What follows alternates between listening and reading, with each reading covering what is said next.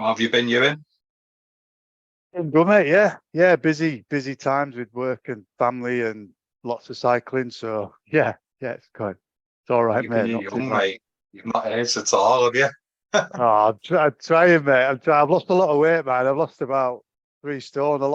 I get a fair ribbon off my mates. They're saying that, are you eating right? Are you healthy? Are you ill? I'm like, no. I just, yeah, more output than input nowadays. So that's the key. That's the key. Yeah. Right, mate. So before we get stuck into your rugby story, where was home for you and who lived at home with you? Yeah, born in Carlisle, so born up a Cumbrian lad, born and bred. Lived in a little village called High Escott. So yeah, lived there, grew up there. Went to primary school. It was across the road, and we moved to Low Heskett, which was just the next village on. Yeah, and then went to secondary school. Was a school in Dalston, called you. So that was a big state school, football playing school. No rugby at all. So that was kind of, I suppose, my youth growing up, really. Just a country boy from a farming background. Half my family were farmers, dairy farmers, and sheep and arable. So yeah, that was it, really. Yeah. So how did competitiveness enter your life? Where did it come from?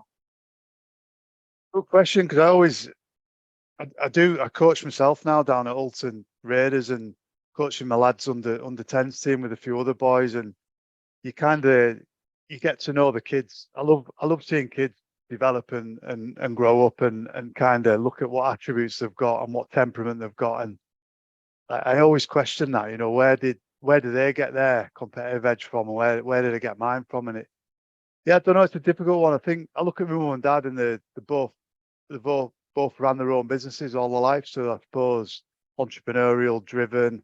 They've got to, get out there and make it happen with their business. So I think it probably stems from them. And spent a lot of time with my granddad as well. My mum's dad, who was, ran multiple farms, and he was just a grafter, mate. He just, like, up at 4 a.m. He'd milk the cows, he'd be out all day doing his jobs, maybe have a little snooze, and then he's up again doing non-stop farming. Farming's just a full-on 24-hour job, like. So I think probably stems from those roots, parents and grandparents. Well, to be honest, mate, we'll talk about it a little bit later on, as you know, but the very rugby union based round your area, isn't it? And like you said, football's there obviously because the system's got a bigger talent pool to pick from, but very much rugby union based up there, mate. Yeah, it was. Do you know what?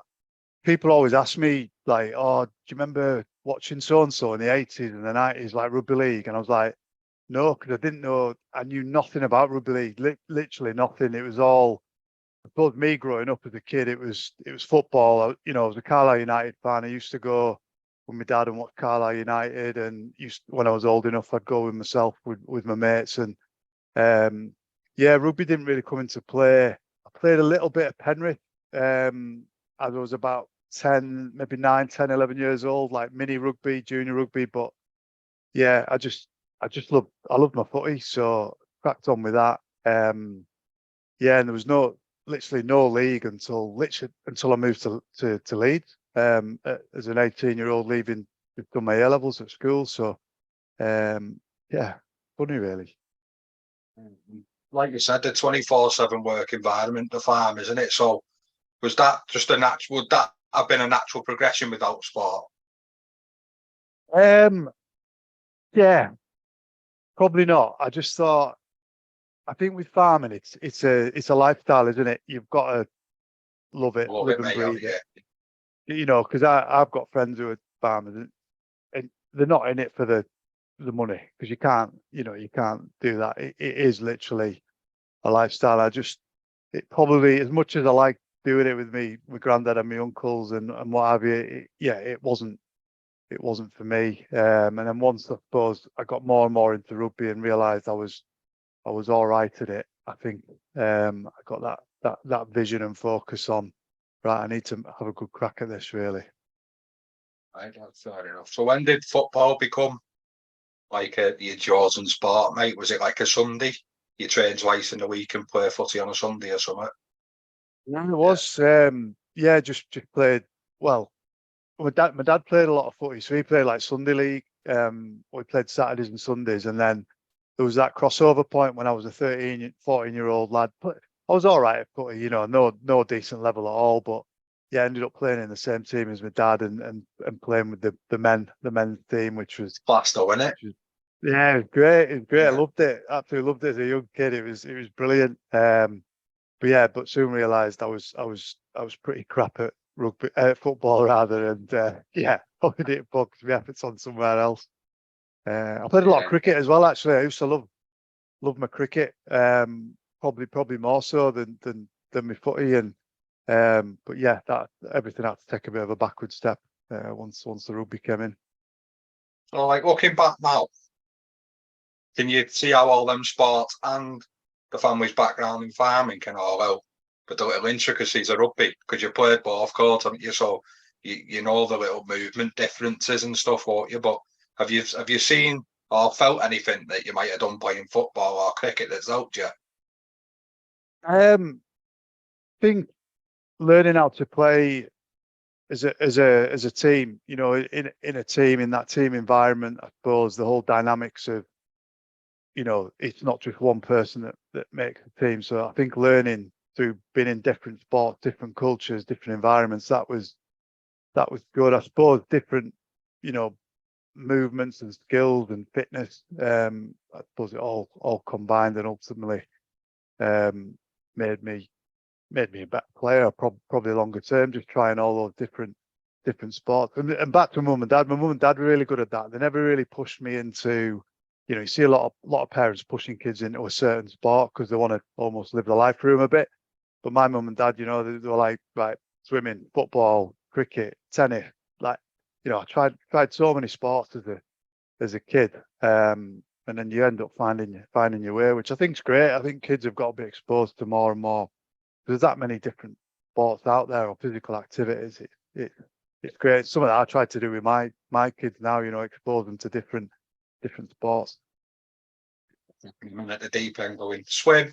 Yeah, I used to hate swimming, but I think it's important though. Swimming's a big one, isn't it? Like you go Oh, it is, go mate. where you go away on holiday, or you see these kids out and about swimming in lakes and rivers, and it scares me to death. And you just want your kid to be, gone at swimming. So that's my main Just thing behind well, it. mate, Really. definitely. So I know I'm going slightly not slightly well ahead of where we are, but when you're on these like the cycling and that. So how do you take yourself away from the team environment and self motivate? Because you're not always on the road in a gang sort of say, "Aye, you'll be doing it on your own as well."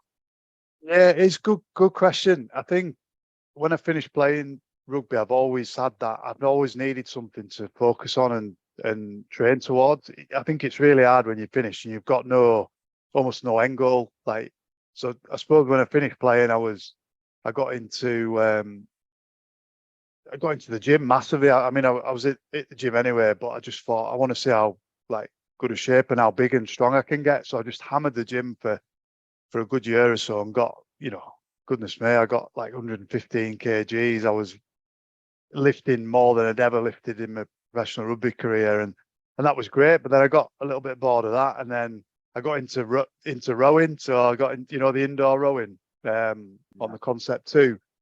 So I found a 2,000 meter training program that this ex-Olympic rower, like, you could buy it. So I bought it and I thought, right, I'll just follow this. There was what was it? It was the English Rowing Championships at the Velodrome in Manchester.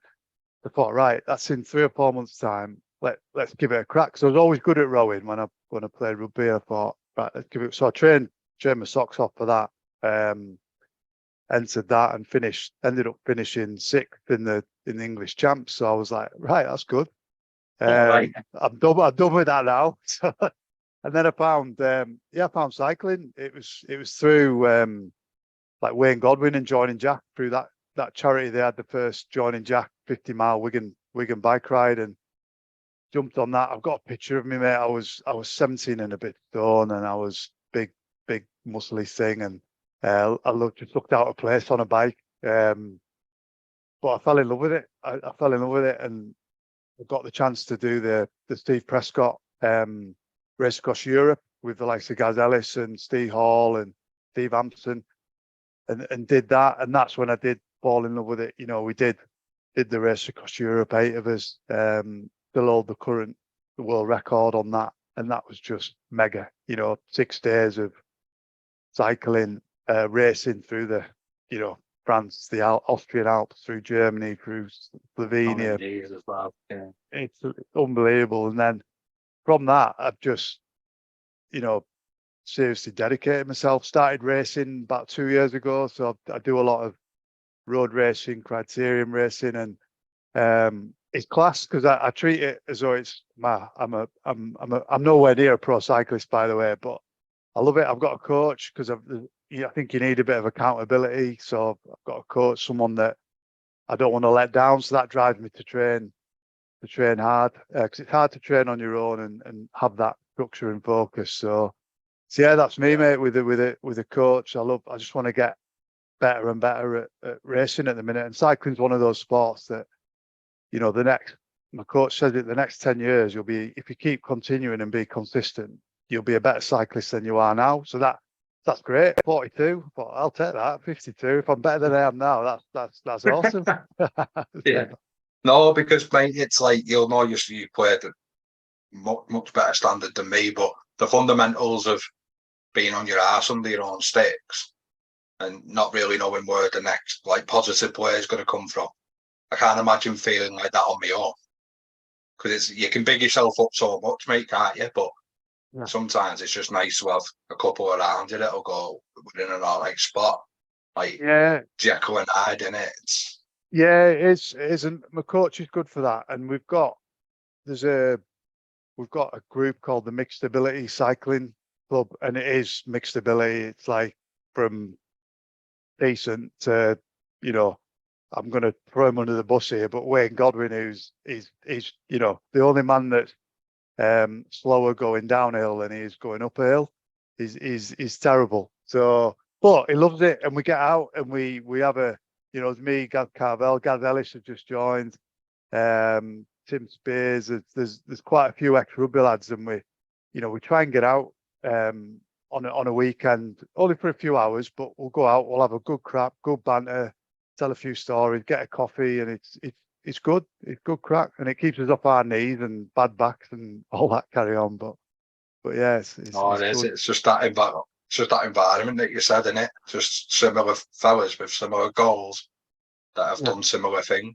Yeah. And you miss that. That's the biggest thing with when you finish playing. I don't miss playing at all, not in the slightest. But you miss that banter and camaraderie, and you know, like you say, just having people with that common goal with you, and you can align to it, and share some good stories, and try and hit some goals together, really. Right, mate. So when you went into high school then, with the football back, that was the transition into high school? Well, there's a couple of stages for me. So I went into high school, and I was one of the classic, you look back at my old school reports, and it was the classic underachiever of, you know, if Ewan focused like he did in his sport, it'd be really good. Well, just like, you know, as a young kid, I wasn't interested in that. I loved my footy, I loved my cricket. I was, you know, I wasn't even starting to play rugby then. So, it's funny, really, because you look back at certain moments in your life, don't you? And there's probably certain, you know, almost sliding door moments when if I'd gone one way, I might have taken the wrong path and not ended up anywhere near rugby, and might have fallen into the wrong crowd. And there was always potential of that with the school I was going to. You know, you look at some of the lads that I knocked about with then, and you just think, bloody hell, that could have been, you know, they went down the wrong path, and that could have been me. So, but again, I just think, you know, I was grounded. I had good parents that they looked after me, they kept me on the straight and narrow, and that's where, I suppose, later on, when I was 13, 14, I started playing at Carlisle. One of the lads that called you, his dad coached at Carlisle Rugby Union. He said, you get yourself down there, you're a big lad, or was then, not anymore. And yeah, get yourself down. So I did. I just went down with him, one of my mates, and started playing and loved it. Absolutely loved it. And that was me round about the 14, 13, 14 probably. And that's when the rugby journey began properly. So he promised you'd have free parking, sharing a car park if you want another run out, did he? Well, do you know what makes something like the last few years when you've had the floods up there and they've been decimated, haven't they? Like football and the rugby, because for viewers and listeners, it literally is just a car park separating the stadium and Carlisle. Like it's like a sports centre sort of thing, isn't it? Yeah, it is.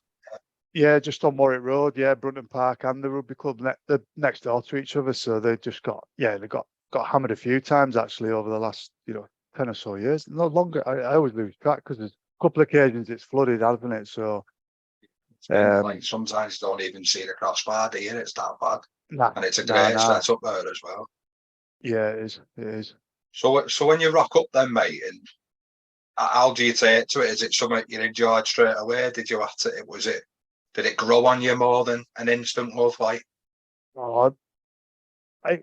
straight away, mate. Really, I was a bit of I suppose I loved the rough and tumble and the aggression, and it suited me down to the ground. I was a confident lad at school, and because physically I was up there, I was able to make that count, I suppose, pretty quickly. So yeah, I soon realised that I could do a bit of damage. So that was great. That's always good, isn't it? it helps, doesn't it? It does help if you can do it.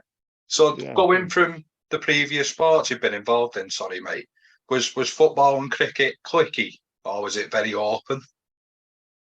I think cricket. I love cricket because it was, one of the local villages, proper like family, day out. There was the junior cricket. Started to play a bit of this for the senior cricket team, so it was good, mate. Good day out, with just nice and relaxed. And then footy. It's hard to remember footy because I think it's very different to what it is now. Because my lad plays footy as well, and I often compare football to rugby. And I think the thing is with football, I think the expectations are so high as a young kid. From 4-year-old upwards, you've got parents and coaches and, talking about academies, and I just don't really agree with that. I think it's too early and too soon to push them. I think naturally, if they're good enough and they've got the drive, they'll get there in the end. I think that's where rugby's good like that. They don't even start looking at kids until, I suppose, early. Well, they can't anyway legally, I don't think, until early teens, like, can they? So 13, 14, yeah. Yeah, so that dynamic's very, very different. Yeah. No, sorry to interrupt, mate. I watched I don't know if you've seen it, Crystal Palace had a documentary on Channel 4, didn't they? All right, no, I haven't seen it, no. Yeah, about the academies, and it literally started at like 8, and they might be telling kids at 9, we're letting you go, you're not good enough at 9. It's a mad, mate. And then do you know what? I've you might not have known, but I'm an associate of Switch to Play, which is an athlete transition company, and I know they're looking at that grassroots football, especially where they're in the system, from 4 or 5-year-old, maybe up to 13, 14, and so many are just spat out, and they're a commodity at the end of the day. It's a business. They're not looked after, and yeah, it's sad to see that, because I know there's a certain age, isn't there, when they can start scouting across Europe and further afield. Yeah. But until then, they need the British youngsters. So yeah, it's brutal. It's a brutal sport, actually.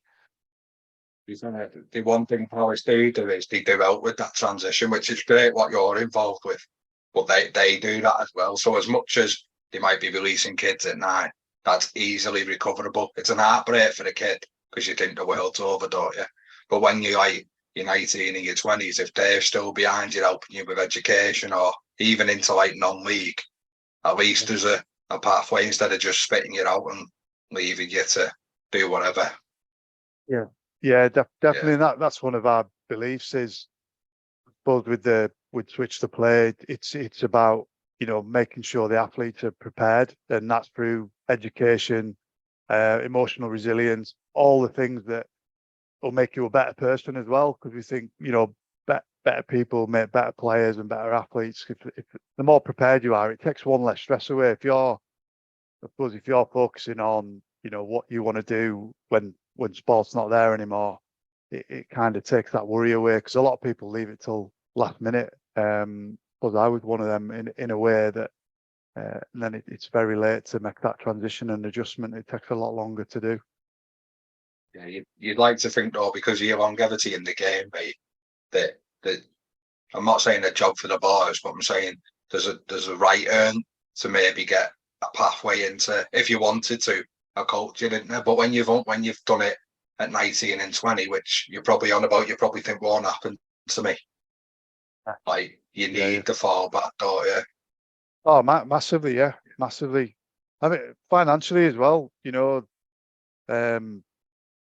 you go through your career and you earn all right money, and even these academy lads that are getting spat out, they'll be on a, you know, steady away money, I suppose. But then once they get spat out, it's like, right, what I'm going to do to earn a crust and pay my way at home, or if they're renting or living on their own. So it's a difficult one, that. Yeah, no, it definitely is, mate. So where can people find Switch to Play? Yeah, just Google them, Switch to Play Foundation. They've got charity status a few years back, and they're great, mate. They've got a whole array of different, I suppose, courses and pathways you can take. And yeah, seriously, look, you know, recommend it for current and ex sport people, whatever age. Yeah, they've got some fantastic people, you know, behind the scenes, ex athlete, psychologists, the full lot, the kind of the experts that you need for that area. Yeah, they're a cracking I like bunch. that, mate. Yeah, I like that. So upon leaving school, mate, what were your options? So when did rugby league become a serious consideration for you? Yeah, so suppose back to high school, when I was at Coldew in Dalston, I'd just done my A levels, and I was at that point where it kind of, you know, playing county rugby union and almost got in the north of England, but that was without any, you know, I wasn't at a rugby union playing school, and you know, I was playing for Carlisle, but I was playing like Carlisle under 18s, and then ended up playing like under 21s. But I don't know. In high You know what? school? Yeah. So I don't know what the trigger was, but I think my parents were a help as well, and I think a few people have said to me, you need to be at a rugby union playing school in order to progress, you know, and maybe, you know, make it as a pro. You know, that was the talk at the time. So yeah, I remember we started looking at schools locally. So there was Austin Friars in Carlisle, they played rugby union. There was St Bees over there, over on the west coast near Whitehaven, and then there was Sedbergh. So we visited all of them, me and my mum and dad, and yeah, Sedbergh was just next level. You know what they did, the coaching they have, the kind of offering. Obviously a school steeped in history and heritage. You know, Will Carlin, ex-England captain, Will Greenwood. You look at it, and it just felt the right fit. So I went and did all the testing and got awarded a scholarship. Otherwise, we'd have never been able to do it. You know, so we got awarded a scholarship and went there and went into private school for 2 years and boarded. So I went, you know, massive change from state school of well over 1,000 pupils to, you know, Sedbergh, private school, into that environment. So yeah, it was bad. Yeah, you know, I suppose a working class kid into that I suppose yeah, wealth of, you know, people going there with you know, from massive heritage and wealth, and yeah, just a different level. And yeah, it was funny. Yeah, the rugby league boys used to call me the posh kid and what and all that kind of stuff. I was like, no. Yeah, Well, it is a massive change, though, mate. Because, like you said, it is a well-known school, isn't it? It's exactly what it says on the tin. Really, yeah, it's a rugby school predominantly. Oh, it was a huge change. It was the first time, I boarded there, so it's like me straight in, left home at 16, and it was all the first 3 or 4 weeks were awful for me because it was just that massive adjustment, and new mates and some of his class because of our backgrounds and everything else. But I'm pleased I hung in there because I almost left actually because it was that bigger change. But yeah, hung in there and it just got better and better. And honestly, probably 2 of the best years of my life spending it there, because you end up, you're 24/7 with your mates, and the rugby was just next level. It was, it was like being a full-time rugby player really, because when you're not in lessons, because yeah, you're either training for the rugby team, the first 15, or you're out playing touch on the rugby pitches, and it just lived and breathed it. It was awesome, and that's where, yeah, it was class as a young kid, and that was me. That was the start of my rugby union journey. Ended up getting picked for England schools, played England schools, and yeah, that's when I suppose the next step was when I got picked up by Leeds. Right, mate. So very much, are you still raw as a player when you get to Segburn? Yeah, it was, mate. I had really good intentions of being a back rower, but they slotted me in the second row at first, and then they said, "Nah, you're going to be a front rower." You wanted to leave. So I went from loving to get my hands on the ball and carry and tackle, to I got pushed up in the front row eventually, and took to it well. It was the right move at that time, and got picked for England and playing tight head prop for England, which is, I tell that to people now and they're like, they don't believe me. It's just like, you were a tight head prop. Honestly, I know it's mad. Yeah, I wouldn't think it. Crazy, isn't it? Crazy, but yeah, that's probably why I switched to league. Actually, I just thought I can't do this as a career because I don't really enjoy it, but I'm all right at it. So I didn't find another career path. Yeah. So at what point did it click to you that you could do something with it? Because it's all well and good getting a scholarship and that, mate, and people telling you how good you are, but you've got to believe it as well. Yeah, you've got to know that you've got what it takes. Yeah, I think having the right coaches and people around you as well. Lucky at Sebba, we had there was Neil Rollins and Jeff Wapp at the time, and they were good. I suppose the England setup, and Stuart Lancaster, actually, he came up a few times, and he was scouting on behalf of Leeds Tykes, so he came up and did some really good presentations, and he was obviously aware that there was a few of us. I suppose that team actually that we played in my final year at Sebba, there was some cracking players. Phil Dowson played for England. He's director of Northampton now. There was Mike McCarthy. He played for Ireland. Leinster, Connacht. Cy Cross played up at Edinburgh. So we had a real, James Simpson Daniel, he played for England. Showed Jonah Lomu up on one of his debuts for England. So we had a class group. So yeah, a lot of us were getting noticed at the time. So I think, yeah, just people telling you that you've got potential, and you've got scouts telling you this, and yeah, it just felt right. I'm going to make a good crack of this and have a good go and give it my best, because I think to make it at the top level, you've got to throw everything at it. Almost everything else takes a back seat, including education, I suppose, at the time. But when you're loving life, mate, and rugby's getting through at you from all quarters, you're going to do it, aren't you? Like, education is going to slip, unfortunately. You have to, and yeah, I think certainly in the early days, you've just got to fully engross yourself in it. You know, train, do all the little things, all the 1%ers, and yeah, until you're in and established, then I think, you know, education does take a back seat, but there's still a place for it because you do get a lot of time.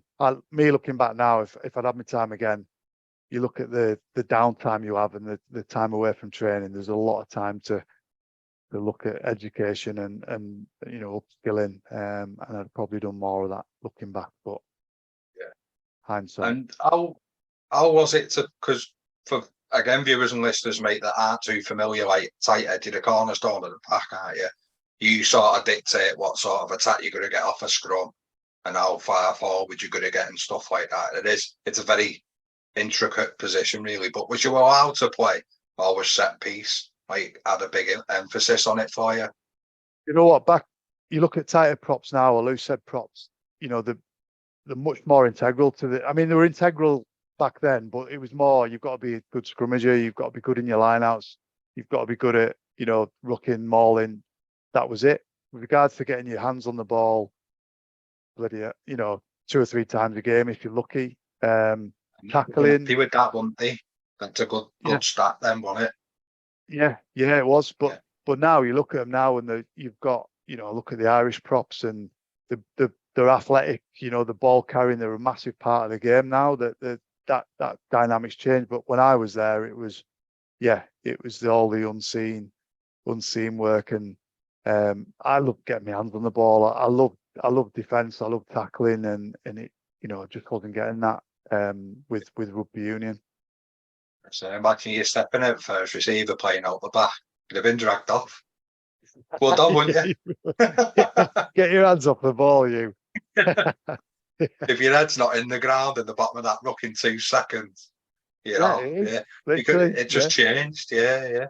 So signing for Leeds then, mate, and obviously I read about it. I didn't know this was the case, but you had a dual cold contract, which was the first in the country, or known of, wasn't it? So how did that come yeah. about? I think it was at the time where the relationship between Leeds Tykes and Leeds Rhinos, they were training at the same facility. They wanted, I don't know whether it was a market employ or what, but they were wanting to have this dual, almost, they were trying to do more and more of it where they could have this dual contract and players could switch from one team to the other. Because I know Wendell Saylor came over and did a bit of it, didn't he? He played a little bit.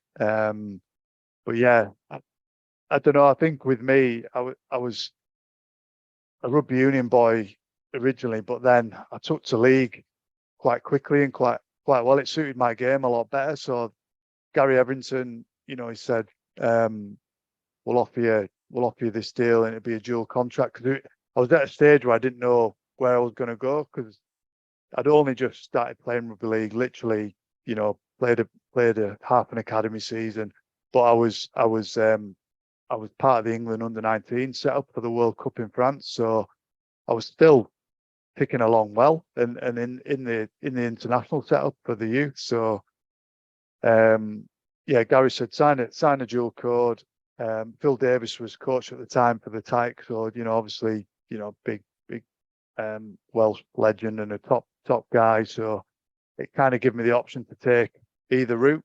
But to be honest, mate, once I got a sniff of league, I never looked back. I soon dropped rugby union. It was just, I just fell in love with it. It was great, you know, getting, you know, as a prop forward in rugby league, you know, you're carrying the ball 15, 20 times, you're making 30, 40, 50 tackles a game. It's mega. So that was me. Once I signed that contract, I don't know if I played rugby union after that. I got the under-19s World Cup out of the way, and that was it. I just focused on league. And Dean Bell, obviously Dean Bell, ex New Zealand Wigan legend. He was coach at the time, and he was actually leaving. But I remember as if it was yesterday, and I was very raw still in rugby league. He said, "Listen, mate, I think you've got a genuine chance of making it at this sport." And I thought, coming from him, I thought that'll do for me. I'll give it a go. Yeah. So you just mentioned how you played in 18's World Cup, mate, which not many people get to do, especially as at the minute, and probably a little bit then. Rugby union is more world recognised, isn't it? There's nations playing rugby union that don't probably know what rugby league is, without being rude. We've played both codes ourselves. We know that, don't we?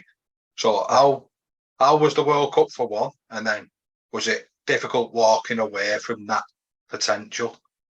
Because a lot of lads do kick on, don't they? Yeah, they do. Do you know what? There's probably something inside me that knew that I was doing all right, but I just didn't think I could make it at the top level because one, I didn't enjoy it enough. Like I wasn't passionate about being a tight head prop, even though I was doing all right at it. The international stuff was, I mean, it looks good. It looks good on your CV, but it wasn't.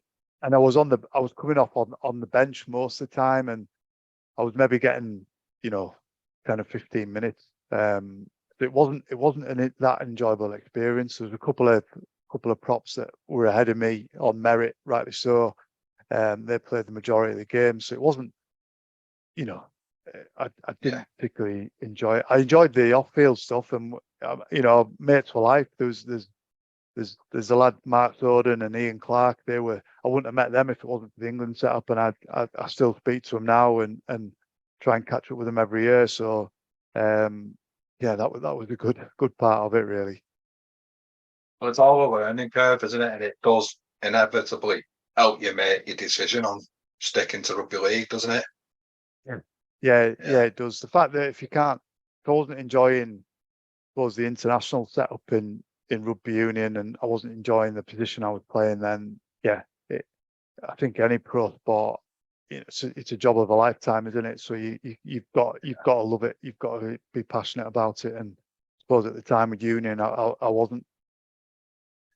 Especially now you've had the taste of this new sport to you, really, isn't it? It's still all very fresh. And No, so when, go on, sorry.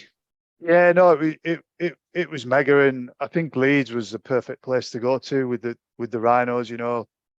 I played for I think my first game was actually on Sky TV because they used to show the academy games on a Tuesday night or Thursday night, I think it was, and I made my debut on Sky. Got sin bin for deliberate offside. Didn't have a clue about the rules, so that was a good baptism of fire. But at the Boulevard, actually, it was my debut at the Boulevard, which was funny. And then I remember. I think what ultimately hooked me with rugby league was I was in the South Stand at Headingley, and it was Leeds Bradford it'll have been 99 or 2000, 20 odd thousand fans, and it was at the time where you've got the Stuart Field and Barry McDermott battles. I think the best era of rugby for a long time, that early 2000s. And I just thought I want a bit of this. The atmosphere was off the scale. Watching Barry Mack doing battle and all those top players, it was class. So that's what got me hooked. I thought I want some of that. Right, so before we move on with how things went at Leeds, mate, what is it about Headingley that, because obviously send the questions out, and the daft ones later on are probably well known for regular listeners and viewers, but what makes everybody enjoy Headingley? I think I know they've upgraded the stadium and but I think it's still, you look at the history of it and what's gone on there in the past, and I suppose the history that's been created, and I don't know, they've always had a great following of Leeds. They'll always get 12, 13, 14, 15,000 up to 20,000, when it's a shame that Bradford aren't here anymore, because those derby games were mega. I just think it's a really well supported, well run club. And the band, the atmosphere, the chanting, you struggle to match it, really. So how did it go at Leeds then, and what did you feel you learned most, and when did you really feel like a a rugby league player? I think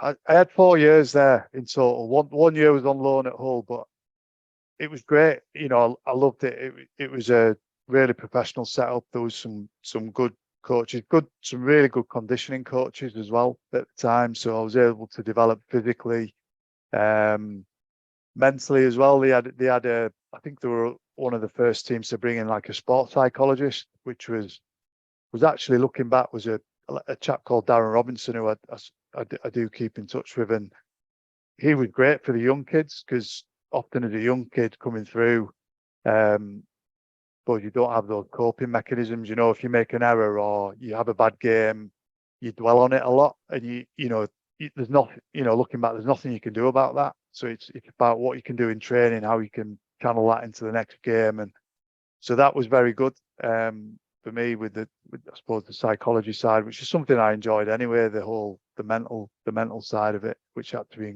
incredibly strong to make it at the top level. So the Leeds was great. It allowed me to learn my trade and develop, and yeah, I loved it. It was a great few years. Met some class friends, had some good times on and off the field, and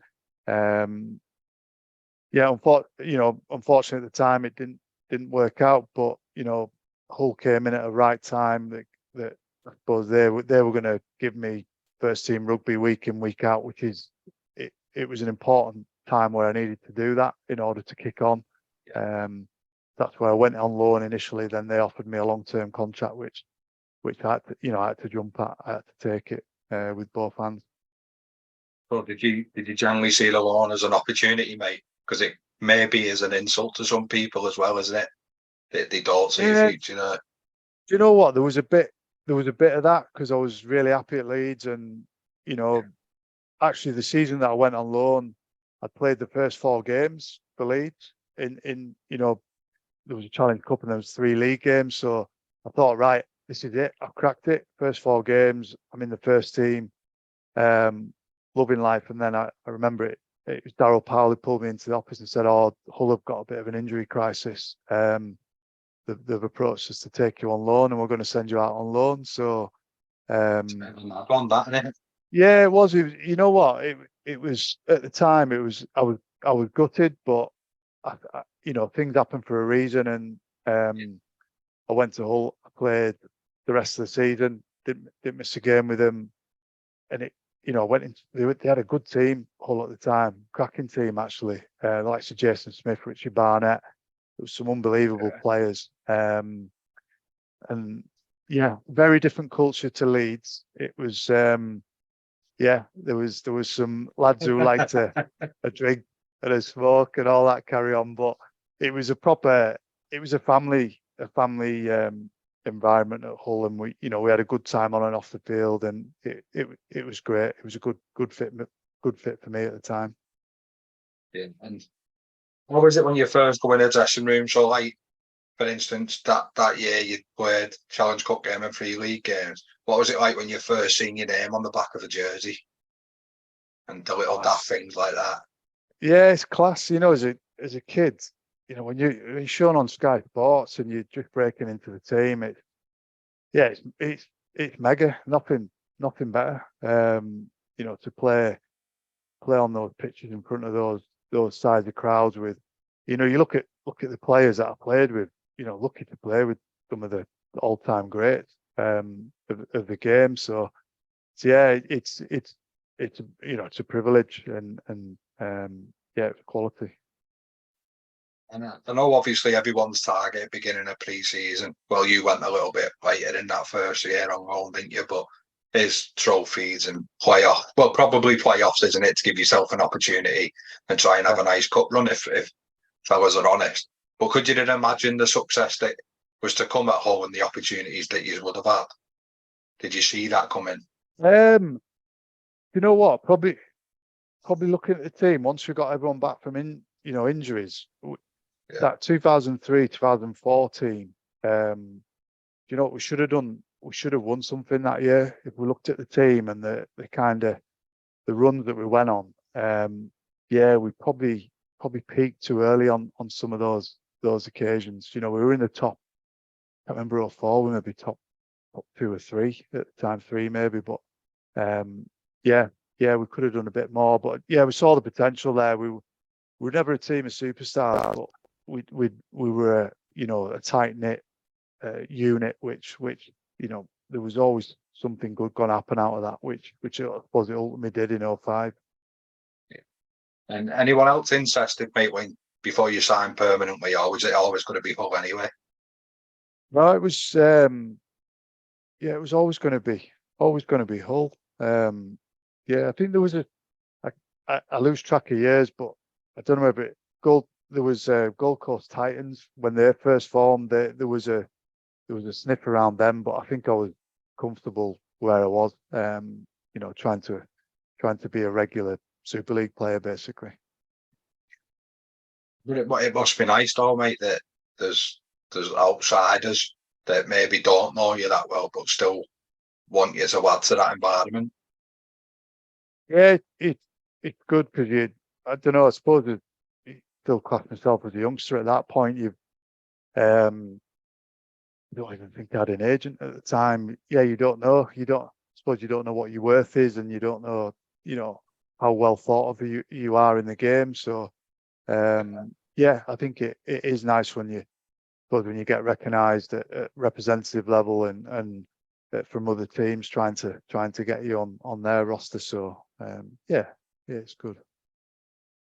And when you left Leeds, was it like an end of a contract, or was it an amicable separation?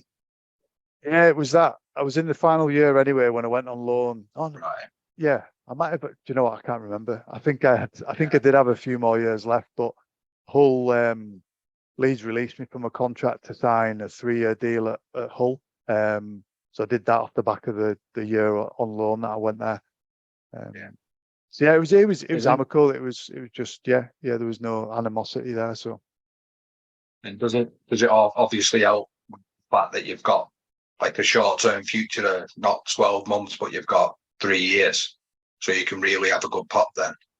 Yeah, it did. I thought, right, brilliant. This is my chance. And you know what? It was the first year at the KC Stadium as well when I went on loan. So it was funny, mate. I always thought, as long as we're at the Boulevard, I always said I will never sign for Hull as long as you're at the Boulevard. And then the move to the KC. And then the move to the KC, and I thought, this is I still think it's arguably the best stadium in the league. Anyway, now still. To get to go there and play there week in, week out was, that was attractive, definitely at the time. So, yeah, it was good. Then I know you're not involved now, but in the last few years, mate, have you not looked at the playing squad and thought, how's it not lifted some? Because he's not scared of spending Adam Pearson, is he? And some of the signings they bring in are like quality, not just people there for a bit of dough, are they? Did he? To really have a go at it. Yeah, I know. I think it's a shame because they had that good few years under Radders, under Lee Radford, and back-to-back Challenge Cups, and you just thought they'd have kicked on and been a dominant force, but they've almost gone backwards in the last few years for whatever reason. But listen, it's difficult building the right team because you need the right culture, you need everyone to click. It's not as easy as getting a load of good players and throwing them together. You look back at the Leeds team for that golden generation, the core of the team were local Leeds lads. You Danny Maguire's, I know you Rob Burrows, you Chev Walkers, all those guys, and they just had Tony Smith came in and changed that culture, which is what it probably needed at the time. Whereas Hull, you get some lads in there that are maybe loose cannons or not pulling the weight or not team players. It can impact the squad massively. And I suppose you don't know until they come in, do you? No, you don't. Really. And listen, the young, speaking to a lot of lads that are still playing that I played with, so it's showing how old they are. That you talk to them about the young, the youth coming through now, and they're a different breed, they're a different generation. They're exposed to social media, the kind of, you know, it's difficult to explain. Scrutiny, innit? Yeah, it is. It is. They're under a microscope a lot more, and they can't get away with anything. You know, every move's monitored and looked at and scrutinized. So, yeah, and I think that I'm trying to think. I won't name names, but yeah, some of them have said that a lot of the younger generation think they're a lot better than they are. And You can maybe they imagine need to that, get. mate, can't you? Yeah, I think so. And there's a bit of yeah, I don't know. I won't go into it. I'll sound like one of those old retired Yeah. players that No, an the instinct. They game think game's job's gone done because soft. they've got a trackie, don't they? Yeah, Like yeah, sometimes they do. Yeah, like that's the nicest way of putting it. They get a bag of stash and they think they're made for life and probably yeah, walk around the city like they own it a little bit, maybe. When yeah. you can do that when you've got the trophies and the medals to support the way you're acting, can't you? Yeah, And I imagine yeah, that's how the yeah. I fans see think a it. lot of them, it's more about the Status. the brand and the status, and Yeah. it's so couldn't be. You know, it for me, it's always about, you know, I try and teach my lad about, doing the best you can and not worrying about the external stuff. And you know, if you give 100% every week, it'll go a long way to making you the best version of yourself, kind of thing. So yeah, the youngsters, the younger generation worry me a little bit. But that's not just in sport. I think that's across the board. You know, I work in financial advice now, and bloody hell, it's worrying, the lack of patience, and they want everything now, and yeah, it's a difficult one, really. Yeah. You know, well, some people notice genuine hard-working people, don't they? It doesn't matter whether you're 20 or 80. If people can see you're being honest and hard-working and you're putting a shift in whatever walk of life you're doing, people recognise that, don't they? Yeah, they do, definitely, Yeah. definitely. So, like you said, mate, your spell was successful. You were part of a really competitive and strong, challenging side. So, what are some of your best memories at Hull? I think, well, obvious one's the Challenge Cup, when we won the Challenge Cup at Millennium Stadium in '05. That was, we didn't do so well in the league, but John Kieran, you know, was very good at getting us up for one-off games. So that run of, you know, you look at the teams that we beat to get to that final. You know, we beat Bradford, St Helens, Lee, you know, and you look at the St Helens and Bradford teams, they were the best of the generation. You know, Yeah. you know, we actually played St Helens the year after in the grand final, and they had like James Graham, Mari Fatovalu, and James Roby on the bench. They had 16 internationals in the team, and that was just, you know, incredible. But yeah, I mean, yeah, '05 was class. '06 getting to the grand final, disappointing as it was, you know, it wasn't our day, and we come up against an unbelievable Saints team, but still, you know, to get there and do it and be that close to winning the ultimate was amazing. And then, you know, thankfully we got to play at Wembley as well in the '08 Cup final. Got beat off Saints again, but a boyhood dream to play at Wembley, more for the football. But yeah. So they're the three standouts. Got to represent England, you know, at the time as well. So that was nice to get that recognition, and yeah, have some good times in that international setup. So yeah, they're the main ones. Again, and you don't have to do your cliche book anymore, do you? But what is that week leading up to a final like, and how different is it? It's a strange one, because I suppose the week before, because there'll always be a league game leading up to it, and obviously I think most teams will pick the strongest side still, but you kind of, in the back of your head, you're like, oh, I don't want to get injured here, because if I get injured, I miss out on a once in a lifetime.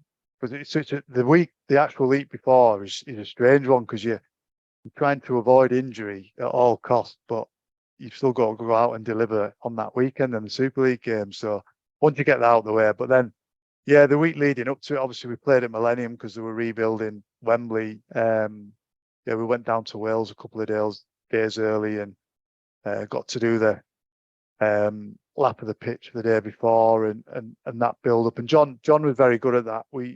I'll always remember it as if it was yesterday. I think he got us in a room in the hotel and sat us around in a circle, and he just said, right, we'll go around each individual. What does it mean to you to be at, this final, to be playing in this final? What is your driver? What's your why? Why are you doing it? And you can imagine the emotion and, grown men crying. And it was just, it was weird, just the set of events that got us to that final. It was like it was meant to be almost. Even on the day, one of the big things that fired us up, we were in the tunnel and Leeds were unbelievably cocky, like really cocky and big time in it and shouting and whooping and all this. And we were just like quietly there doing our own, mind their own business. And yeah, it was like it was meant to be. It was just everything aligned right, and we turned them over in the end, which was mega. So how did John feel when you stood up and said, "I'd rather be here with Carlisle United"? Goalie messing. Yeah. Yeah. And so, what is it about John that can do them things? Because obviously, recently he's been dismissed as witness coach, but his CV speaks for itself, doesn't it? Yeah, it does. I think. Good question. I think with John, the thing that you get from him, he loves the game and he's passionate about the game. And you look at his CV and what he's done. I think that just feeds into each player. And I look back. You look back the coaches that he played under, and I suppose I look back and when I played my best rugby was actually under John. But I think everyone's different, aren't they? But I think he cared about us as individuals, and he cared about me, and he made that. He made me feel like I was a vital part to the cog. So I think he was just very good at putting a good squad together for starters, but just being able to tweak out the emotion and the best for those one-off games. That's what he was good at. Yeah, that's where he was at his best, mate. Yeah. It was.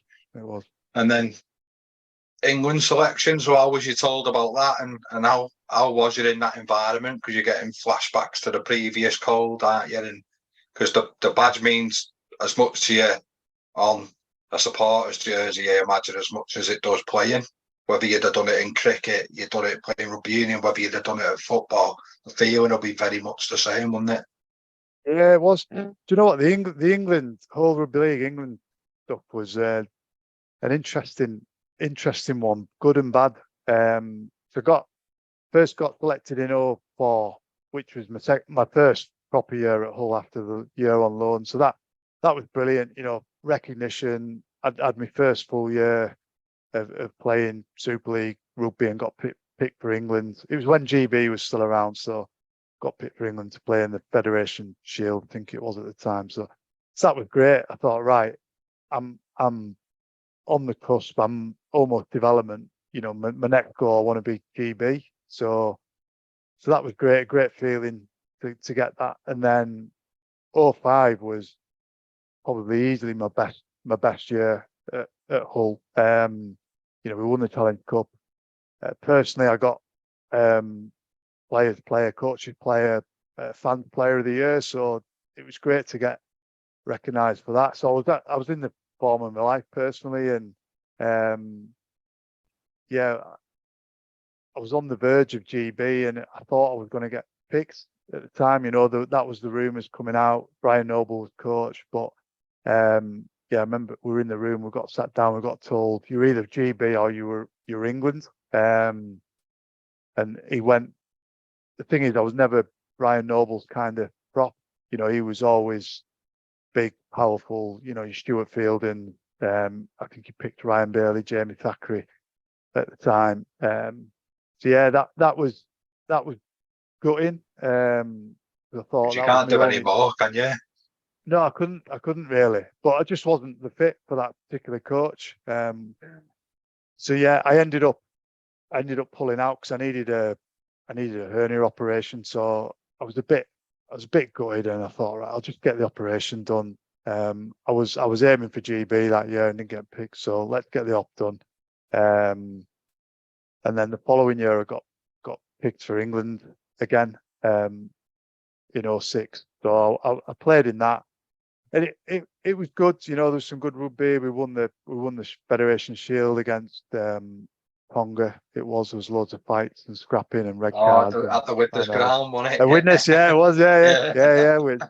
Which was I think Jamie Jones got filled in, and then Radders came in to help him, and Radders got filled in on the ground, and Solomon Amono ran on from the bench. He's a heavyweight boxer, isn't he, Solomon Amono? And he got a red card, and he was on the bench. So it was, yeah, carnage all around. Yeah, it So was. How did you recover from that, mate, when you must have been like not a hair's width away from it? I know life's a matter of opinions, but sometimes, which again, Brian's similar to John, isn't he? He's quite a big icon in the game. He calls him on the telly, and I think he's still involved with Bradford, isn't he? But how do you get yourself going again when you know you've just had the year of your life, basically? yeah, it was tough, but I think because Hull were on the cusp of something special, winning the cup, grand final. You just think, right, this is it. They're going to invest. They're going to build the squad, keep getting better, and they're going to be, top 4 challenges every year, and which is what you want. There was a genuine Yeah, opportunity there for Hull to kick on, but they didn't. Paul Cook, he left mid-season, didn't he? At one point, he went to Hull KR, yeah, and that was a massive blow to us. He was an integral part to the, Paul Cook and Richard Horne at halfback, and yeah. he left us in the lurch a fair bit, and then they just didn't invest and recruit appropriately, and it cost them in the long run, actually. Yeah, it was a difficult period from then on. So when you lose someone like Paul Cook, because like he was instrumental when he pulled the strings, really. What does that tell everyone else? What did it tell you? Um, it probably told me a bit about the person Cookie. I don't know what went on with the behind the scenes, and whatever went on with the chief executive, that he said he'd signed a contract and he didn't. That's none of my business. But I suppose it was disappointing for us that Cookie left us. He'd been part of the whole setup for a long time, and to leave partway through the season to our biggest rivals, it was a kick, really. And listen, I get it's a short career. Financially, I know he'll have been better off with what he did, but Yeah. I suppose me personally, sometimes you've got to look yourself in the mirror and think, is this morally right for my teammates? And it probably, and it wasn't, and it impacted us, in a big way. Yeah.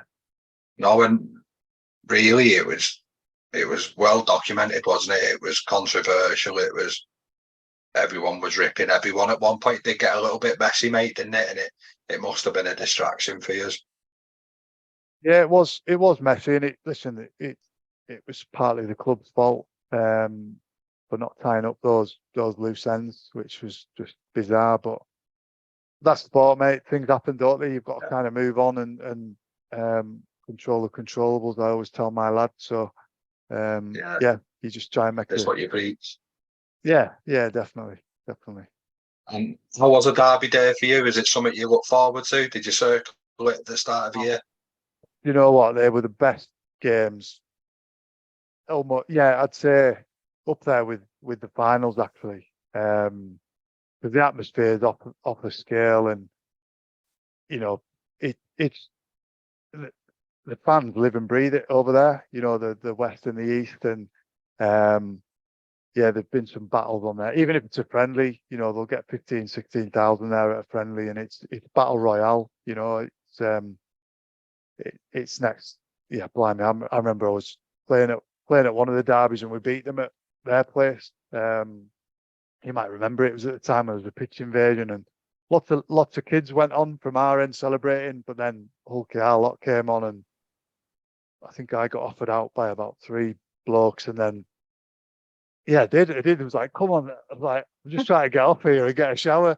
And then luckily a whole fan came over and just cracked one of them, like, right, I'll see you later, and left them one. And there's a big in the whole Daily Mail, there's a picture of a lass with a high heel just going at somebody like this with a just like, geez. And that was the passion though, like the yeah, it was unbelievable. I miss them. The derby days were class, absolutely class. Yeah. Yeah, they were good. And you mentioned the hernia up there, mate. How had you been with injuries? You know, unbelievably lucky. I did look after myself. You know, I always did the right thing, training, eating wise. But yeah, that was probably my only major op actually. Yeah, I didn't miss many games at all. I think Super League wise, my worst injury was I tore my calf quite badly, but I was only out for maybe 5 or 6 weeks. And then my worst injury was my last ever game at Dewsbury. Yeah, not my medial ligament, but apart from that, just I broke my toe. Not my toe, the toe inside of your little toe, snapped that in half wrestling, doing some wrestling technique. But I just didn't train for 10 weeks and got it injected to play for 10 weeks. I was crap for 10 weeks, but the coach kept picking me. So I was like, You're gonna do it. But yeah, I was doing like one-legged rowing and trying to keep fit doing that whilst I had a boot on, and then for game day I'd just get it in. I know you probably couldn't get away with that now, but get injected and play. Like, well, that's the thing, like we're laughing now. But that's the stuff we everyday fan don't know, did he? You purely like judged on your Saturday or your Sunday, not your build up and that, yeah, and they won't realise your toes probably that big, black. Oh Like well, you're in a I thought I dislocated it, so I'd gone in and I'd like split my toes on someone's shin, so like gone in like that, and it hurt, and it kind of wandered off to the side. So it was John Donahue, who was a Brazilian jiu-jitsu coach, does a lot with like Melbourne Storm and UFC fighters. And I was like, oh, I think it's dislocated, just put it back in. So he's like yanking it and like pulling it and straight. I think it's back in there. I think we've got it back in. And then it just started to wander off to the left again. And I'm like, no, I think I didn't get to it here. That's something's not right. And it was completely snapped in half. So just give like, it a good pull and that. oh man, yeah, never mind. But there you go. No, that's it, mate. So was there a gap between Hull and Workington? Yeah, so I went to Yeah. Oz. Right. Yeah, my last year at Hull, you know, 2000. Sorry, put you on mute there. Yeah, I went to Oz, so I didn't get offered a deal at Hull, which was pretty gutting, to be honest. At the time, that was my ninth year. I was hoping to get a testimonial, but didn't get offered a deal. So myself and him, we decided to move to Oz, go play and work out there. So I was going out to be a coal miner, believe it or not. That was the plan. Well, So true, innit? It's like, again, what most rugby players do it, don't they? yeah. So went out there, signed for a like 3rd-tier team called Thirroul Butchers. Yeah, did me underground training, had to escape from a smoke-filled mine and put out fires and all sorts of stuff like that. Qualified and never got the job. It was a, yeah, I don't know whether it was ever going to come, but yeah, so that it was a good time because we won a grand final out there with Thirroul, which was brilliant. Got to play for St George's feeder team, the Illawarra Cutters. But it was a tough old period actually because I was financially not in a great place. Oz was an expensive place to live, and started to build up, I suppose, quite a lot of debt. So ended up moving back to my parents in Cumbria while we figured out, right, what's next? We're not in a good place here. That's when I signed up Workington. Right. And is that influenced the fact of what you do now? So like you're out with people now, don't you? Yeah, probably a little bit actually, because that was my main driver initially. Because I signed at Workington, and I got Shane. You've maybe come across Shane Grady before. He's a I don't know, Shane. Yeah. So when I went over to Oz, he was at the same club. He'd already been working and playing out there, so I got to be really good mates with Shane. And when I came back, he said, "Oh, one of my mates, Richie Barkoulis, is working for MetLife, an insurance company. Go and have a chat with him. He reckons there's some opportunities." So I went and had a chat with Rich, and kind of jumped at the opportunity to starting insurance sales. So that was that really. That's what helped me get my feet back on the ground. And ultimately, I was selling. There was accident policies for broken bones. So going around all the amateur clubs in all the Cumbrian amateur clubs and Yorkshire and selling this broken bone policy, which was great. And suppose, the next stage was going fully into financial advice and investments and financial planning, which, it certainly helped. The experiences that I've gone through that, I should have planned better, but using my experience, I can help. Mate. Yeah, it is. But I can use my experiences and my, I suppose, tough times to help others, try and not make those same mistakes. Yeah, of course. Don't listen to me, I'll break bones, and then it just happens, doesn't it, mate? Yeah, that's it. That's it. Especially if you're 3 stone bigger then as well. I know. So how was it coming back? Well, for a start, what were the facilities like? Is it Thurrool, mate? Is that how you say it? Yeah, Thurrool. Yeah. It was a local town club. There was no gym. Just a nice pitch in the middle of the town. Just as you'd probably expect, with a bowling club next to it. Really nice setup, great people. Loved it there. I was literally a minute walk to the beach. I thought this is it. I can see myself doing this for a good long while. But yeah, it just didn't work out. But that's life. You've gone from, again, without being rude, mate, because you're pretty humble, but you've gone from having everything just in one room and then recovery in another and then massage one to none of that, like just suddenly. Yeah, it was difficult, mate, because I went to Thurrool and it was, the temperatures it was warm at the time when I went out there. I went through that period of, it was like you said, it's probably the start of my transition actually out of pro sport into almost the real world. So, I'd lost that identity as well, which is a big thing. I'd gone from you and the rugby player playing that whole week in, week out in front of tens of thousands to signing at Thurrool, a third tier team with a few hundred watching. Very different environment set up, training twice a week. It was difficult, and working as well. My first job, I went and worked for Shane Millard, who I know Shane played at Wigan and Widnes and Leeds, and he gave me a job. And first day on the job, he said, "Right, boys," I was with Shane Grady. He had a couple of chainsaws, and he went, "Right, here's an address. Have you used a chainsaw before?" And I was just like, "Yeah, I hadn't." And me and Shane all went out and with the utes and cut down this tree and loaded it up, and with no protective clothing on, we just ripped in. So Flip-flops. so I could say first job after rugby was a lumberjack. That's what I'd probably say, couldn't I? Yeah, it's just so far from what the dream sold for people, lads and girls that don't know, isn't it? Like, you think it's the epitome, mate, Like I know lads that have gone and the accommodation hasn't even been there. They've done 6 weeks in changing rooms, and then the couch surfing and stuff. And Well, mate, I to be imagine fair, when I was lucky. I was lucky because Craig Fitzgibbon, who was at Hull with at the time, he'd just retired. So literally, he'd moved back to his place in Oz, which was the next village up from Thirroul.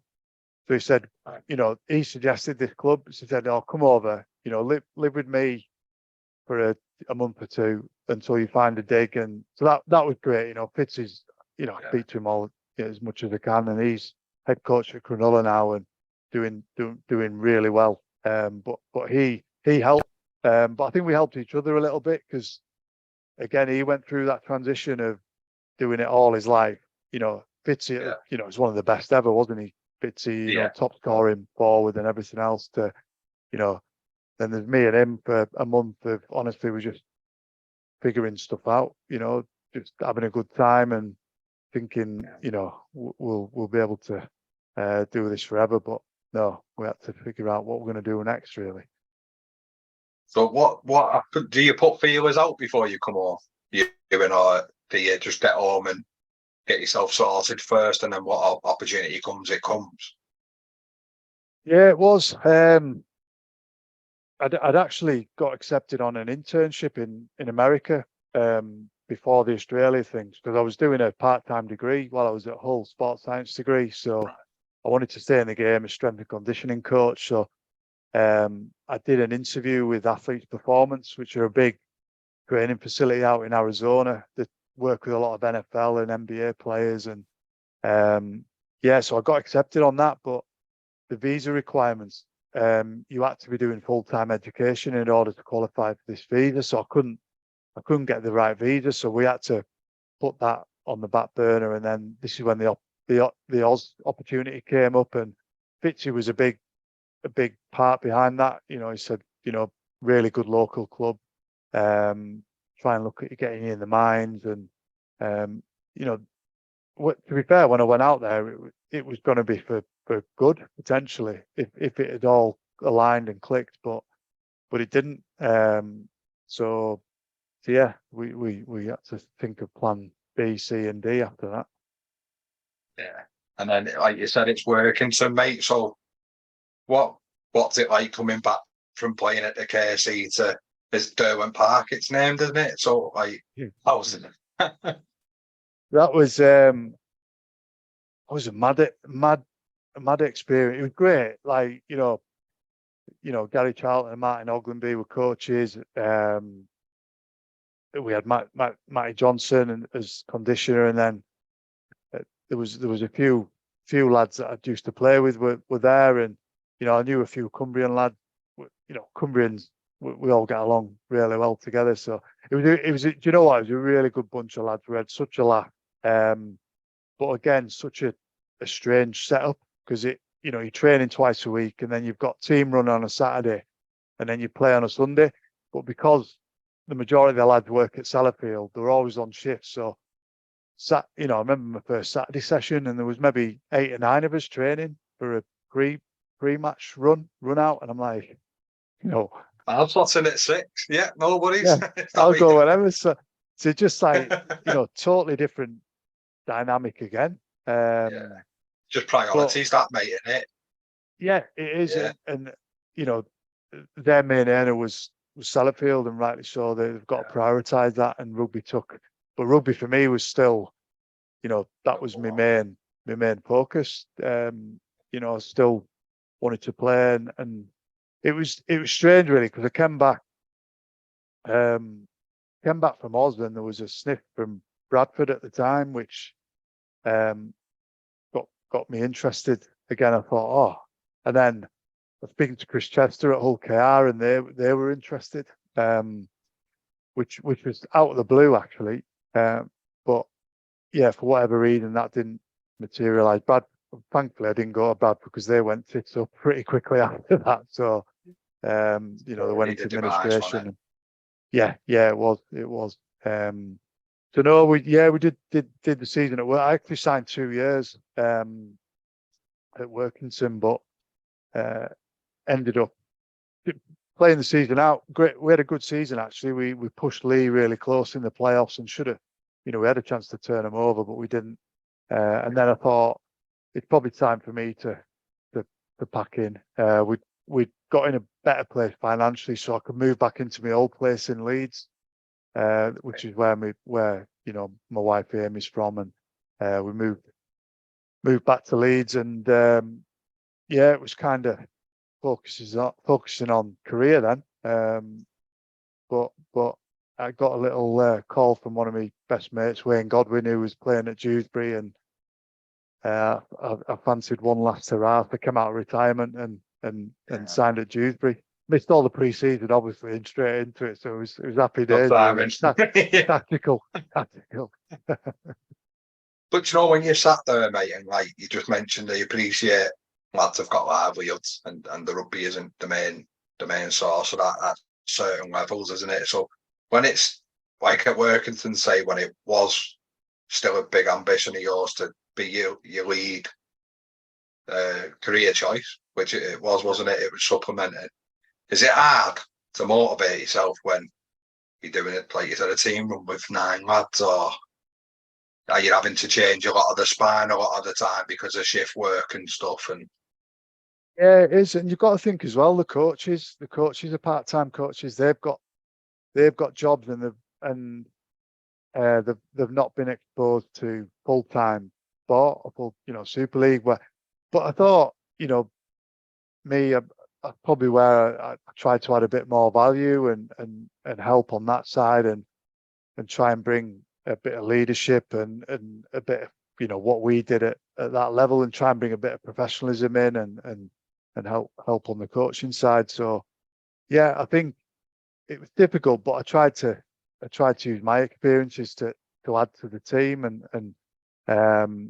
bring that, because that's ultimately why they wanted me there. I played 240 odd games at Super League level, so I tried to add a bit. And it's an enhanced role, basically, mate, aren't you? You're an on-field coach there. You're nurturing the next wave, aren't you? Yeah, that's it. Sharing the captaincy with Jared Stack at the time. So yeah, I enjoyed that. Yeah. And then so Dewsbury then, mate, how did that go? And I hope Wagger was sorting you a few emails out or something for pulling you out of your bed. Well, he was rubbish, because he got me out of retirement, then he broke his arm, and that was his season over. So I didn't get to play with him much, really, which is a bit disappointing. But well, I mean, I'm not ashamed to admit, I think the last 3 or 4 years of my pro rugby before Dewsbury, I wasn't enjoying it. I think my form reflected that. I'd lost the love and passion for it, and whether that was through the coaches that I was under, and it was a strange one, mate, really. I wasn't getting nervous for games. My nerves were more about, got to perform here, I'm going to look like an idiot, I'm going to let myself down. So it wasn't a nice feeling at all. It was a strange one. I was performing on both fear of letting myself and my family down, which before that it was fear of, you always have a bit of fear of failure, but I wanted to go out there and perform, because I love doing that. I love performing and being the best I can. But whereas it was a totally different dynamic. So You're carrying a profile as well, you and I, yeah. Sorry, mate. Yeah, exactly. And like you say, you can go on social media and look at what people are saying about you and everything else. So that I just wasn't enjoying it. So I suppose one of my goals, when I went to Oz and I went to working, I just wanted to enjoy playing the game that I loved and enjoyed. I just wanted to get that passion and get the nerves of turning up on a game day and getting out there and enjoying it again, back to when you were as a young kid. So, and thankfully Dewsbury allowed me to do that. Glenn Morrison and Damien Gibson were coaches. Got back with my best mate Wagger, and one of the big things, Dewsbury was 10 minutes down the road from me, and I'd always travelled to Hull, which was a 45 an hour commute. Workington, I travelled from my mum and dad's, which was again you know, 40, 45, 50 minutes.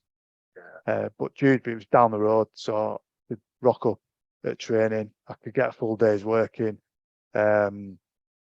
Morrow, Glenn was great. If I had to work, he said, "Don't worry about it. You don't need to train. Just, you know, as long as you're here once a week, you're fine." So, you know, you can be captain. Me and Carl Price were co-captains, so we shared that, and it was just a relaxed environment with a really good bunch. And I started loving it again. Started playing well. And it was just a nice feeling to get back and enjoy it and enjoy that environment and have a good laugh and play some good rugby. And then, yeah, ended up snapping my media. I was going to retire that year anyway because I got the opportunity with St James's Place. But then snapped my medial on one of I think it was the end of July against Barrow. And that was it. That was me done. But I was all right with that.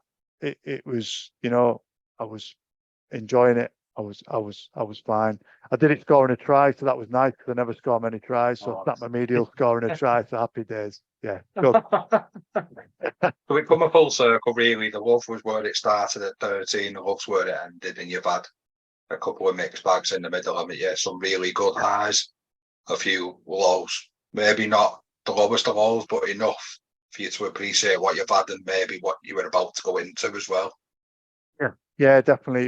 It was good to finish where I was, even though I was injured. But you know, I enjoyed that final season, and it was just nice to finish in that headspace, I suppose. And now it was right. Let's focus on.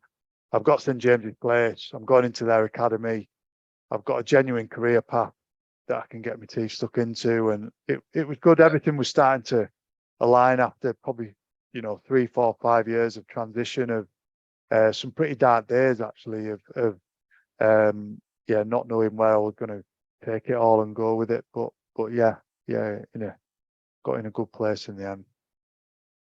Oh, mate. So how did Wigton come about, and how did you find it playing in North 1 West? I think we were at the time, weren't we, or something like that? Yeah, it was randomly. So this was in between. It was in between Workington and Dewsbury. Yeah, it was. So the reason behind that was I got a chance to play for the Classic Lions in Bermuda. So now with like Paul Arnold and people like that. Yeah, so there was in that team there was Colin Jarvis was playing. There was Victor Matfield was playing for South Africa when I went out. So 11 days of it was a lot of drinking, but some really good high quality rugby. So I got picked on that, and I thought, right, I've not played rugby union since I was a kid. You know, I owe it to them to at least play a bit. So I knew a few people at Wigton, like Malcolm Brown was coach at the time, and I'd come across a few of them because I played a few old boy games against the anti-assassins for Sedbergh. So I played against, and a lot of the Wigton boys played for them. So that was my kind of way in. I could have gone to Penrith, but Penrith played a league or two up, and I didn't fancy playing too high a level. So went in with Wigton, and yeah, it was great. I think I had 3 or 4 months there. Loved it. Really good bunch of lads. Played a bit of back row. No, mate, 12. Yeah, I'm centre, yeah. So I played at Wigton, had a good laugh, and then that's when I went out to Bermuda with Classic Lions, and that was a funny one as well because the coaching staff, there was like JPR Williams was the doctor, and Willie John McBride was part of the team as well, and Daffy James was part of the coaching staff, and they came to me because they didn't really know much about me because I was rugby league lad really, and they went, "We're a bit short in the backs. Have you ever, you think you'd be all right playing like centre?" And I was like, "Yep." You'll do me. They didn't realise I was one of the slowest props in the history of Super League and all that. So I ended up playing inside centre for the Classic Lions out in Bermuda. So it was mega, absolutely class. Loved it. And how's life now for you, mate? You look happy, like you said, you're smashing the riding, mate. You're a lot lighter than you was, and Yeah. you still look 21, so it can't be too bad, can it? Cheers, mate. Do you know what? Life's good. Loving the cycling, can't get enough of it. And family's great. I've got two beautiful young kids, a boy and a girl, Ethan and Georgie. They're doing really well at school and sport and everything else. I can't complain. And then, got my own business, which, unbelievably going into my ninth year, running my own financial advice firm, which is going in the right direction, and love it. It's not easy. It's gone through some tough times the last few years, as you can imagine, with all the stuff that's gone on in the world. But yeah, it took a while to get there, but yeah, can't complain at all. Me forced to that testimonial there, mate. Don't be non-negotiable contracts and that. No, it's great to hear, mate. Your journey's definitely been testing one at times, and you've rose to the challenge every time, thankfully. So, got a few daft questions for you, if that's all right. Yeah, So, any go pre-match for it. superstitions? It's funny, my mates take the mick out of me because I always wore briefs. But I used to call them apple catchers. I used to wear my apple catchers, and they were from Next. I always used to wear Next apple catchers, and I wore the same black pair of undies before each game, and I've still got some now in my drawer that I'll bring out now and then. So yeah, I'd have my undies, and yeah, that's it. And but that was it.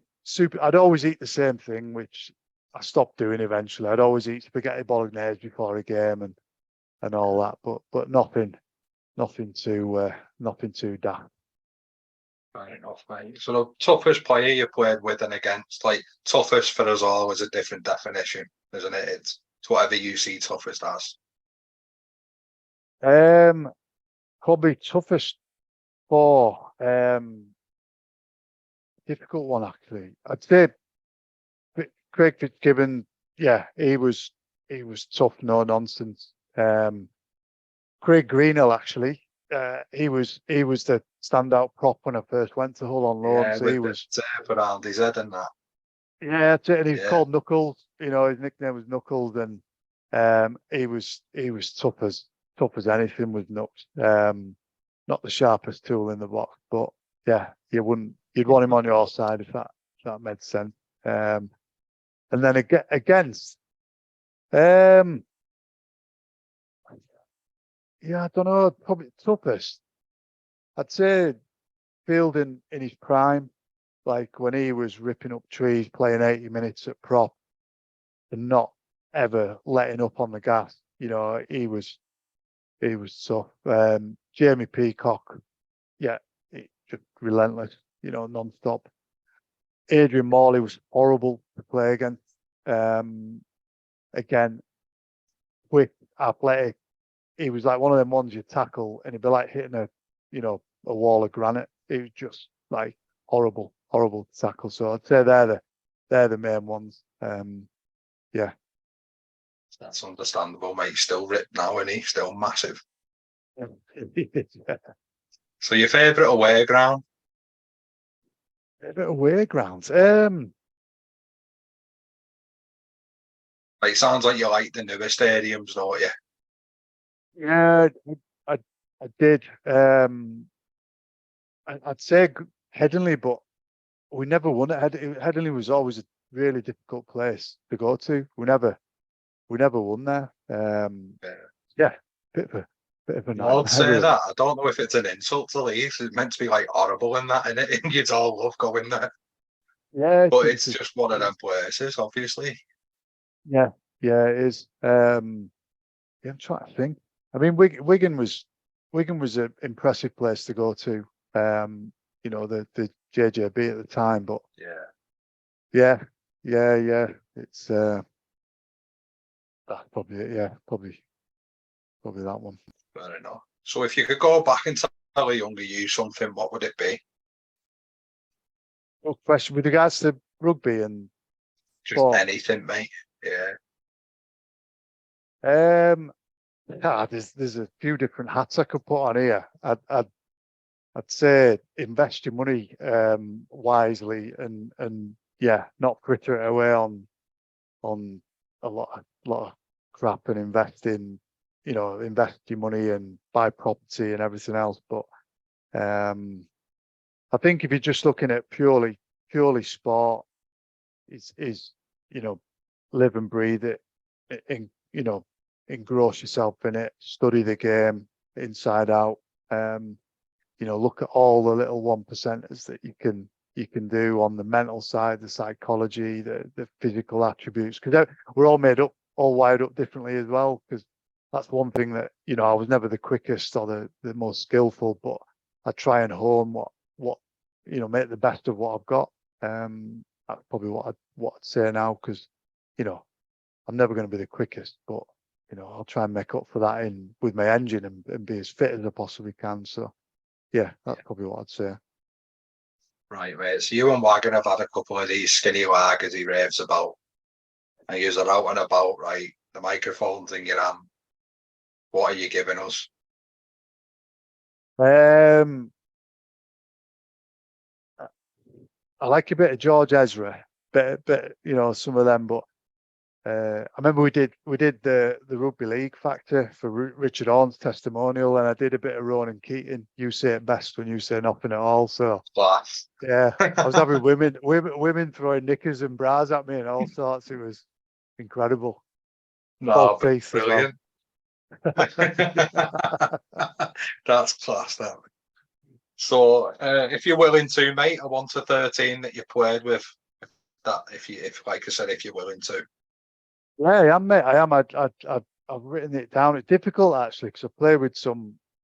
I tried to pick the ones that I've probably played with the most. Because I suppose you look at that team that I played it with Leeds. I didn't really, I played 11 games at Leeds, but there was some incredible players. But I think I tried to pick the ones that I played with the most, and start with fullback with Steve Prescott. Yeah, he was next level in the prime when I went to Hull as well. He was like unbelievable. Number 2, Colin Best. Best, he was an unbelievable player. Got us out of so much trouble, out of backfield, rapid, natural finisher. Yeah, he was next level. 3, Kurt Yeaman. Yemo was unbelievably attacking wise, defensively. Yeah, just an out and out athlete. Great, played for Great Britain as well. The other centre, Richie Barnett, New Zealand international. He was unfortunately had that chronic fatigue syndrome, but honestly, on his day, mate, you've never seen anything like it. What a player. Other winger, Gaz Rayner. Gaz Rayner was, outstanding winger, just strong, out and out finisher, ultimate competitor, probably too much at sometimes, he'd want to be the best at everything. 6 and 7 was difficult actually. So I wanted to put Richard Orne in there, but I played a lot of academy rugby with Danny Maguire and Rob Burrow. So I think I'd have to put Danny Maggs and Rob Burrow in there, just with what they did, and got to play some good rugby with them. But Richard Orne would be there and thereabouts as well. And then the pack. So I'd have Barry McDermott. So Baz was someone that, I looked up to massively when I was at Leeds, and I made my full debut with Baz at Hull. So me and him started against Hull at the Boulevard, which was amazing, and we ended up turning over Hull actually, with a Danny Ward drop goal to make it 6-1.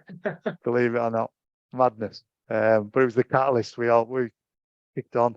Richard Swain at 9. Swainey was, one of the best captains I've been under. Yeah, one of the best players I've played as well at Hull.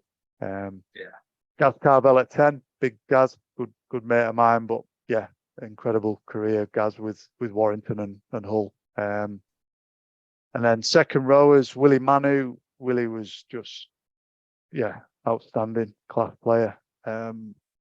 Stephen Kearney at 12, yeah, big Steve. He was integral in, I suppose, our Challenge Cup win as well. He kicked on to be an NRL coach after that, but he did a lot of coaching and very, very good on the mental side and getting us up alongside John. He was a big part of that. And then loose forward Jason Smith, I put him at loose, but he could slot in at 6 easily. Yeah, Smithy was probably one of those generational players that played State of Origin, but loved a drink and a smoke. But he was one of those players that has 1 or 2 seconds more than everyone else. He just saw everything quicker than everyone, and it's like I don't know, it's hard to describe it. He just had an eternity on the ball. That's what top class players do, don't they?